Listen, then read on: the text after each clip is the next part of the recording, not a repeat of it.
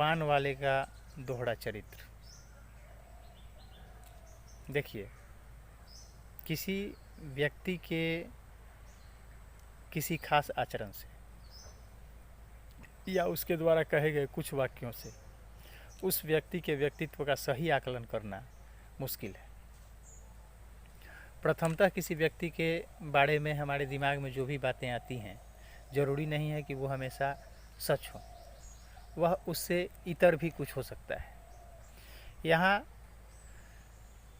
प्रथम दृष्टया पान वाला एक मजाकिया किस्म का इंसान दिखता है, जो हमेशा कैप्टन कौन कैप्टन? वही जो नेताजी की मूर्ति का चश्मा बदलता था। हाँ, चश्मा नहीं, चश्मे का फ्रेम बदल देता था। वो हमेशा उसका मजाक उड़ाते नजर आता है। लेकिन दूसरी तरफ वह एक भावुक प्रवृत्ति का भी इंसान है। वह कैसे पता चलता है? शुरू से तो पान वाले के बारे में यही बताया गया है कि वह हमेशा अपने मुंह में पान ठूंसे रहता था। जब भी बोलता था हंसते हुए खिलखिलाते हुए बात करता था।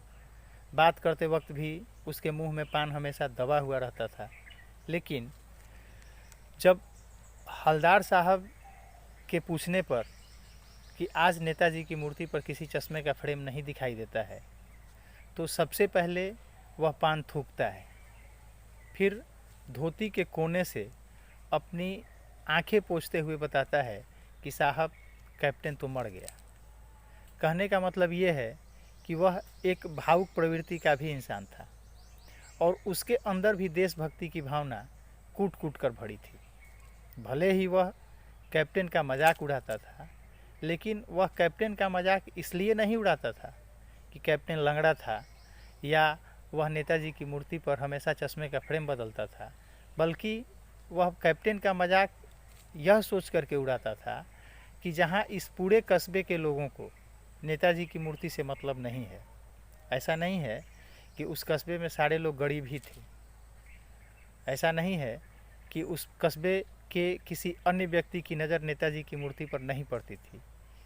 तो कैप्टन सबके रहने के बावजूद भी कैप्टन ही वो चश्मा बदलता था। तो पान वाला यही सोच करके उसका मजाक उड़ाता था कि जहाँ किसी को इस मूर्ति से मतलब नहीं है, तो ये आखिर लंगड़ा कैप्टन ही, जिसकी जीविका चश्मे का फ्रेम बेचने से चलती है, वो क्यों बदलता है? कहीं ना कहीं उसके अंदर भी इस बात को लेकर के कसक थी, इस बात को लेकर के मलाल था कि हमारे कस्बे के लोगों में देशभक्ति की भावना नहीं है। और वही कैप्टन जब मर जाता है तो पान वाला दुखी हो जाता है।